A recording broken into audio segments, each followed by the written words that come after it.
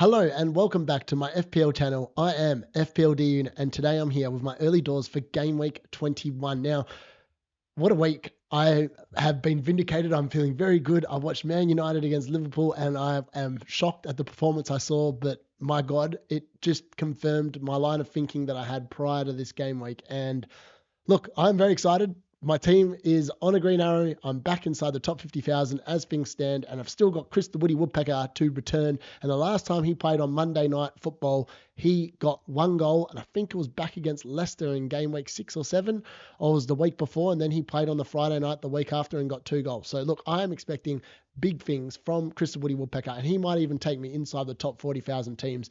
Hopefully Wolves can score to blank the Nottingham Forest defence, but if Chris Wood returns, I'm going to be one very happy man. So without further ado, please make sure you smash a like on the video, subscribe if you are new, and I'm going to take you through all the things you missed or might have not seen in game week 21. So 20. What am I on about? So, early doors of game week 21. My decision to wait on Trent Alexander-Arnold was vindicated. That dude had a harrowing experience. All the news about Real Madrid coming in, putting a bid in for him, Liverpool rebuffing it. That dude, for the last 8 years, however long he's played in that Liverpool team, has shown he cannot defend, and he got absolutely rinsed by Dalot. And Dalot is not a good forward. He's not even a good defender. And he took Trent Alexander-Arnold to the absolute cleaners to the point where Trent ended up getting booked and he got hooked after about 75, 80 minutes for Connor Bradley, who was back on the bench. I tell you what, if Trent puts in another performance like that, Connor Bradley might be in his team and they might just jettison him off to Real Madrid. So look, he's definitely not worth 7.2 million. I know last week I was definitely considering him as part of my transfer plans. I'm so glad that I did not take a -4 or -8 to bring him into the team. He is now gone from my line of thinking. There is no chance of me bringing in Trent Alexander-Arnold until 24, 25. And even then, I may even actually lean towards bringing in a Gapco or a Canade or someone else, because I just didn't like what I saw at all. The fact that he was absolutely destroyed by Dalot just sends alarm bells for me. Look, holding the Man United assets, I did consider selling Bruno when he got that red card against Wolves. And look, the right decision was to hold him, and he returned. And I said that if Man United score, he would be involved. The fact that we scored 2 goals, unbelievable stuff. I mean, Man United were unlucky not to win that game. I know the XG says that Liverpool were unlucky. They weren't. I mean, if Delit has his hand in a natural position and doesn't dive in on the first goal, Liverpool didn't really have a lot of clear-cut opportunities other than the one that Salah created for McAllister, who somehow didn't score. But yeah, other than that, Amad looked great. Bruno looked great. The fact that they have Southampton next, who conceded 5 goals, suggests that they are the options to target this week. If you have not got a Man United option, I think that you need to probably get one in. I obviously have both, and I will be definitely playing both against Southampton. And I'll take a look at how my team is looking to line up for game week 21.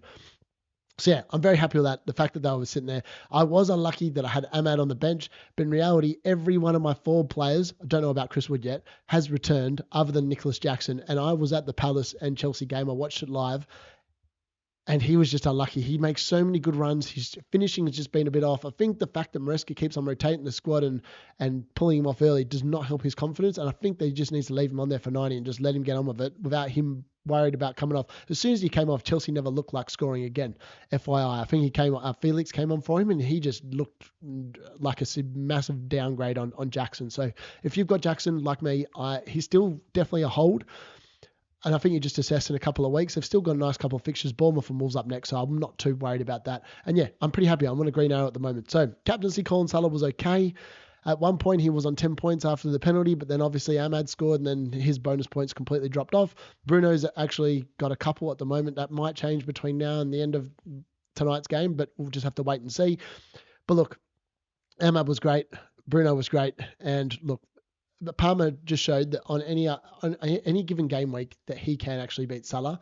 So I don't think it's a set and forget on Salah. And this week in particular, when they go and play Nottingham Forest, now I will be basing my captaincy on what happens after tonight's game. I want to see if Wolves can score against Nottingham Forest. If they can't, I think that not having Salah as captain might be the correct call next week. And maybe it is a Palmer.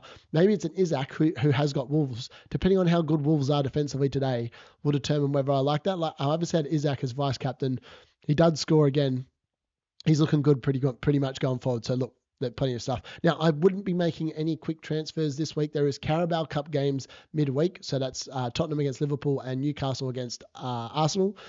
And then obviously we have the FA Cup third round, which is next weekend before the midweek deadline, which is Tuesday night, FYI, where the Premier League returns. So we've got about 9 days between now and then. I'm not going to be pumping out videos every day because that's ridiculous, but I will be having a few out in between then. I am obviously traveling back to Australia during this time as well. I'll actually be back in Australia for the deadline stream on Tuesday night.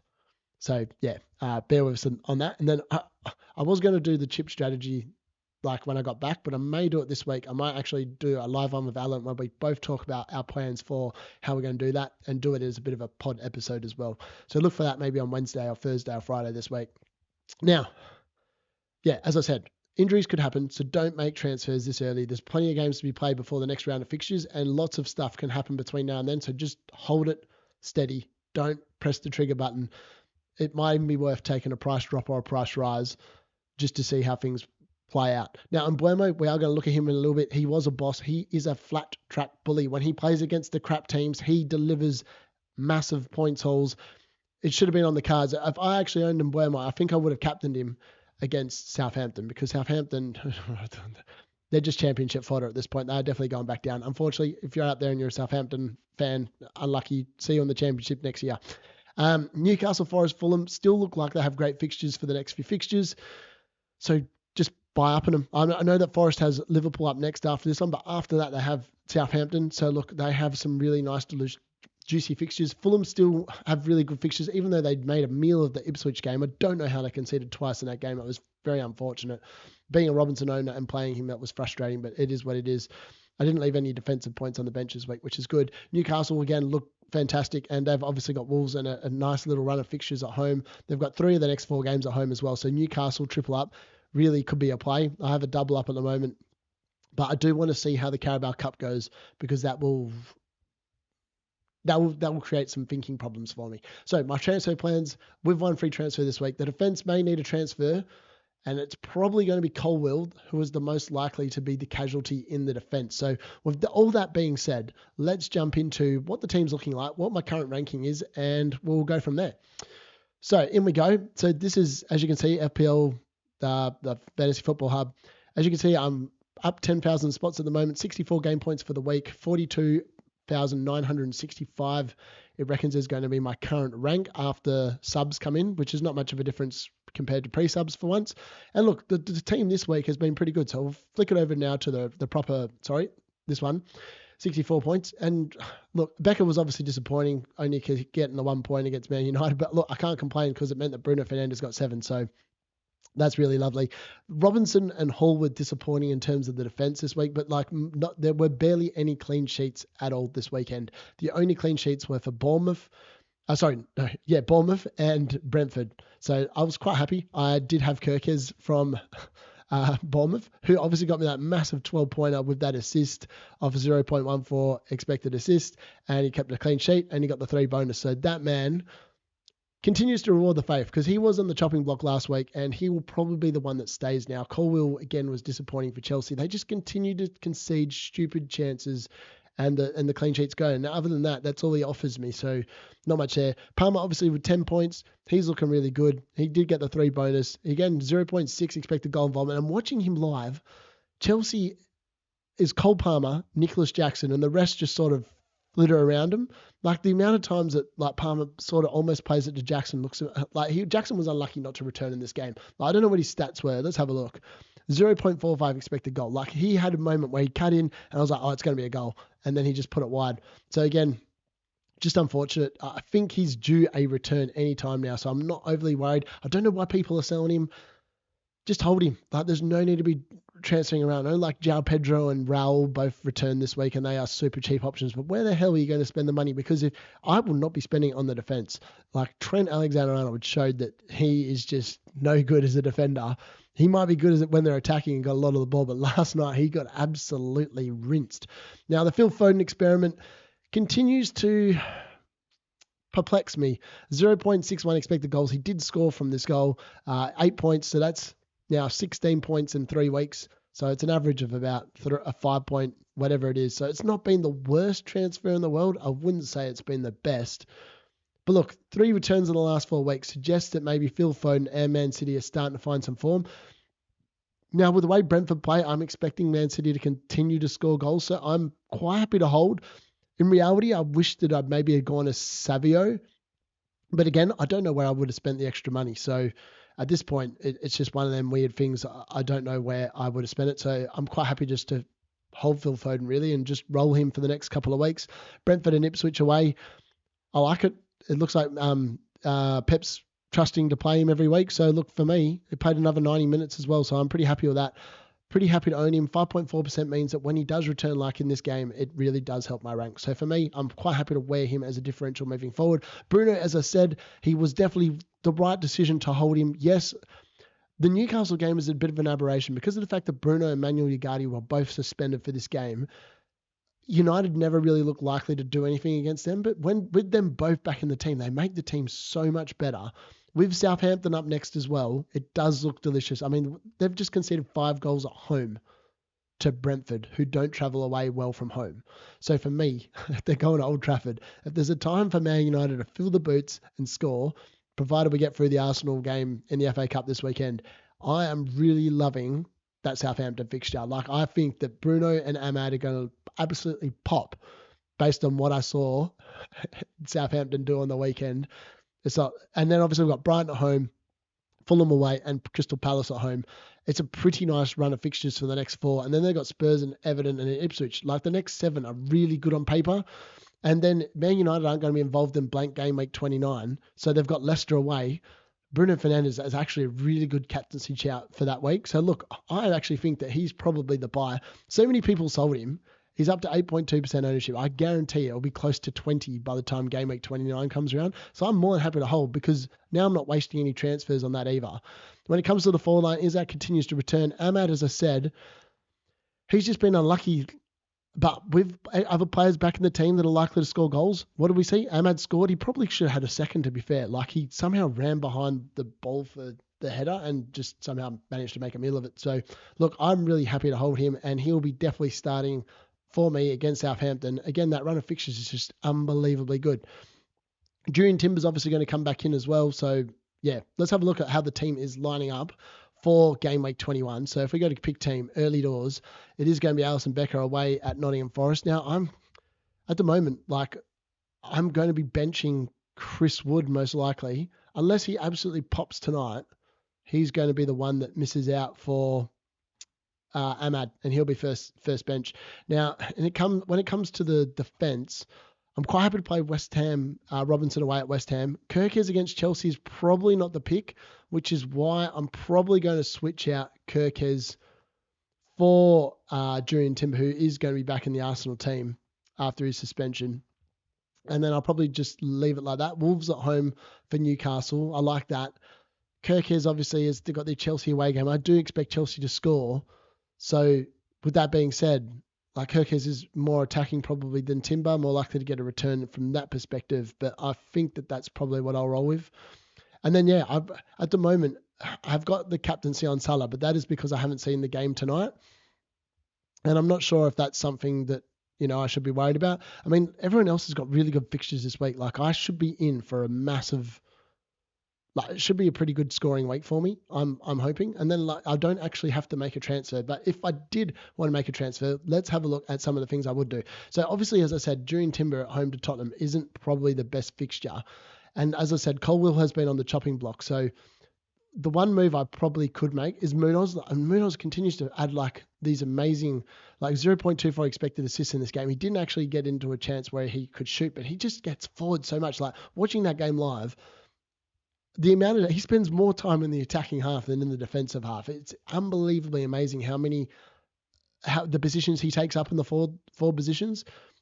Yeah. So look, I really like him. The fact that he gets the yellow cards. Now, I did think about that. So Munoz coming in would leave me with 0.4 in the bank, and that would be my one free transfer use. Now, another player that I am interested in, no one's talking about this bloke, but they should be, Chalobah. So Chalobah was ineligible because of the fact that he was playing his partner club, which was Chelsea. But his stats for the season are really good. And I tell you what, talking to a lot of Crystal Palace fans at the game, the fact that when Chalobah was missing, they looked so much poorer defensively suggests that this guy is actually really worth the value. And if we go across the season, he's got 3 goals for the season. So he's one behind Gabriel for the season. He's got 0.1 expected goals per 90, 0.03 expected assists. And when he's in the team, like, he just looks so good. He barely gets a yellow card as well. He's only had 1 yellow card for the season, which basically says that he's a quality defender. And I'm expecting him to come back in. And look, he is costing 4.4, which is 0.3 million cheaper. I'd actually make some money back into the bank. I could then have 0.7. And the fact that he's also got that bit of a goal threat, I don't know. I feel like everyone will sit there and talk about Munoz, but like Chalobah's scored just as many goals. So, like, maybe it's a Chalobah move in there instead. So, look, that is definitely, those are the 2 defenders I'm considering this week as a Crystal Palace player in, because I don't have any Crystal Palace. And then it does come down to, like, originally I was like, oh, if Phil Foden doesn't return, then I'm going to probably move him to like an Eze. But the fact he's returned again, I don't think I need to do anything here. So, like, at the moment, 0.7 in the bank if I do that transfer. The defense looks a lot better. It'd then be Chalobah, Robinson and Hall starting, and I'll probably drop Timber to the bench only because of the fact I do think Tottenham are quite likely to score. It does make the team slightly better for this week. Again, Crystal Palace aren't going to have that blank in game week 29 either, whereas potentially Chelsea might. So again, that helps with that problem as well. So yeah, it's like a little bit of forward planning. In terms of the midfield, this is where it gets a little bit complicated. So I'm not overly concerned with the forward players. So if we go to the forward players really quickly and look at the forwards in terms of Haaland again returned. So he's now looking like he's back in somewhat similar bit of form. That's 3 goals in the last 2 weeks, 8 and then 13. Again, he's 30.4% ownership, but the fixtures just aren't really good there for Haaland. And I don't think Man City are actually playing that well that he is a massive consideration to bring back into the team. So for me, it's like one of them ones where, yeah, he's got Brentford and Ipswich away next. He could potentially get another 5 goals over the next 2 weeks. But then he's got Chelsea, Arsenal, Newcastle, Liverpool, Spurs. That's not a good run of fixtures to have. From 28 onwards, though, 100% he could come back into the reckoning. And like, I don't think Man City are likely to blank in game week 29. So maybe that's the play then.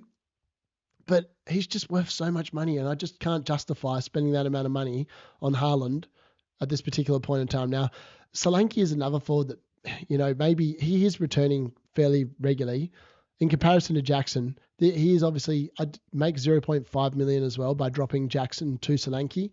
So, but Arsenal up next, I don't like that fixture. The Everton game and Leicester, yes. So maybe I just leave the team for this week and let Jackson play and then reassess and feel like game week 22. And then maybe Jackson becomes Solanke because he just seems to be a bit more consistent. Raul Jimenez obviously got both penalties. He showed that he's on penalties even when Andres Pereira is on there, which makes him a slightly more enticing option. He's now scored 3 goals in his last 2 weeks as well. Again, he has West Ham away and Leicester away next. Now, they aren't going to be as easy a fixture as Ipswich at home, I wouldn't have thought. West Ham, yes, they conceded 4 to Man City, but they didn't look horrible, but they're likely to have Fabianski back in goal as well, which I don't know if that will make them better or not. But yeah, just something to consider there. He has been looking good though, and he did play the full 90 here. It's just a matter of, yeah, whether you go there. João Pedro again showed that, you know, the validity of penalty takers.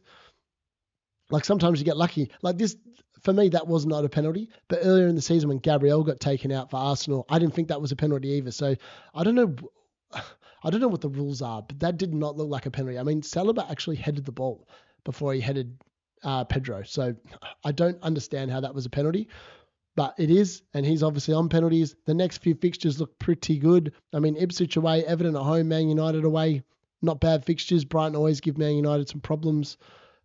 But yeah, I'm not sure. He didn't offer much outside that penalty. Let's just put it that way. If it wasn't for the penalty, you're probably not returning. So he got lucky there and obviously got the bonus points as well. Mateta actually looked really good from a forward perspective as well.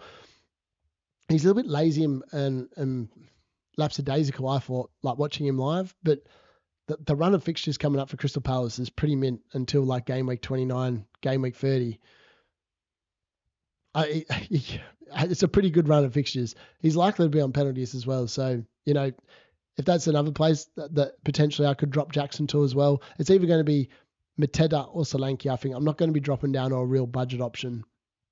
If anyone was going to go drop down to a real budget option, it would actually be Chris Wood, but that would be after his run of fixtures, probably ahead of game week 26 or something like that. But he's obviously got Ipswich in game week 29, so he might actually just be a hold all the way through to blank game week 29, because he could have actually even be a captaincy option in that week. So that's definitely something to keep in mind. I'm actually pretty happy with the way my team is looking. As you can probably tell from this week was like, I got through a couple of hard weeks where like things just didn't quite fall my way. I didn't have the luck.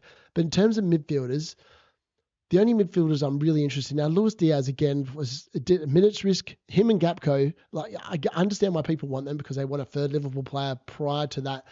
I just want to be bringing them in until that game week, because they just can't be trusted for minutes and starts.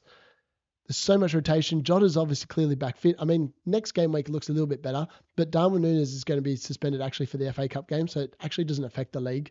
So that's that's not correct. I'm not sure. I have to double check. I think 5 yellow cards is served in the league. I could be wrong. Someone might have to correct me in the comments. But look, Brian Mbeumo's been a boss ever since I got rid of him, really. So I got rid of him. I feel like I got rid of him I don't know. I had him for Ipswich. I feel like I may even had him for like one of these games in here. I think I had him up till here, but since then he's gone absolutely ham. 13, 9, 2, 3, 7, 19. I mean, he just beats up on the crap teams. Like against Southampton this year, he's made 19 points, and then earlier in the season he got 14, and then against Ipswich he got 15. So like if they've got a flat track team, which the next time is in game week 25, the next 4 weeks I probably don't want to invest in him, because I don't think there's going to be too many returns in the next 4 weeks for him. But I mean, 3 of the next 4 games are at home against these harder teams.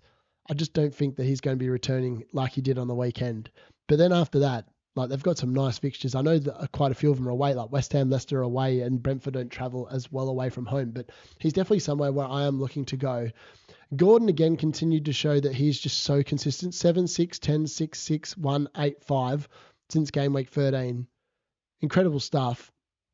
He obviously it looks like he might have got a broken nose, but he'll be fine, because the Wolves game is obviously in a week and a half's time. He may miss the Carabao Cup game because it might be a little bit too soon, but he's going to 100% be fine for the Wolves game. And then Wolves, Bournemouth, Southampton, Fulham. Oh, what a nice little run of 4 games that is.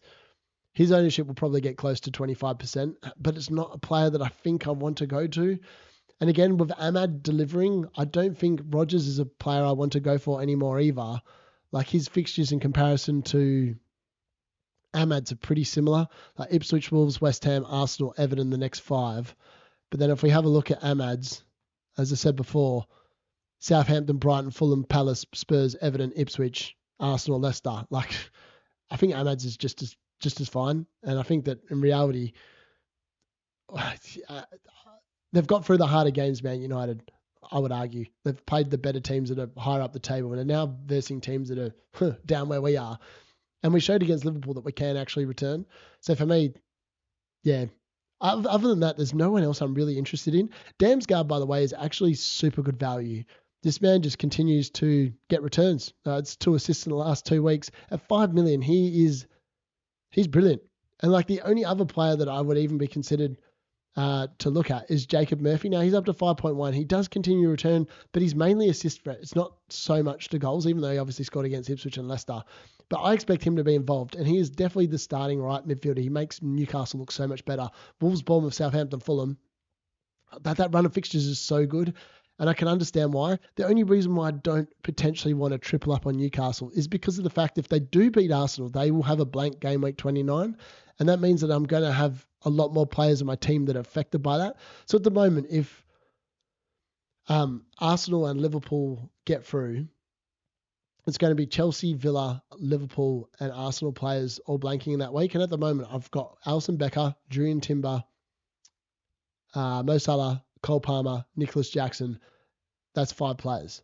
Like, ideally, that's the best case scenario. And then I just transfer a couple of them out.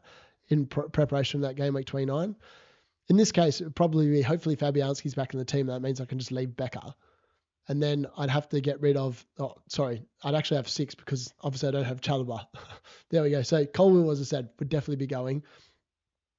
Palmer and Salah have got too much value tied up in them, so they would have to stay, which means that it'd be Jurian Timber and Nicholas Jackson in the firing line. So that's probably coming into my thinking. Again, that's why it's important to wait for the Carabao Cup. There might be a decisive role. It might be like 2 1-all draws. Then you've really just got to wait until that next game's played in the start of February to work it out. But if it's not, and you can actually see what's going to happen, it would be smart to plan your team in preparation for that. And some people are waffling on about like playing the assistant manager chip when Liverpool have a double game week. I will not be playing the assistant manager chip on Arnie Slot because there is no real reward there except the 6 points for a win. And if he doesn't win as expected, then you're getting none. And it's just not going to be worth the effort. Whereas if you play a team that's 5 teams below and they at least get a draw, you're already up on playing an Arnie Slot. So just keep that in mind. Lots of people saying, play it on Liverpool. No, I don't think that is the correct play. So yeah, that's just my personal opinion. I will have a video out later in the week, hopefully of Alan, discussing our strategy and what we plan on doing with that. Make sure you drop a like. Make sure you subscribe as well if you are new. And I will join you tomorrow for the differentials video. That is going to happen as normal on Tuesday this week in preparation. And I'll do that after I've watched the Nottingham Forest and Wolves game tonight. Thanks for joining me. That's been the D Unit.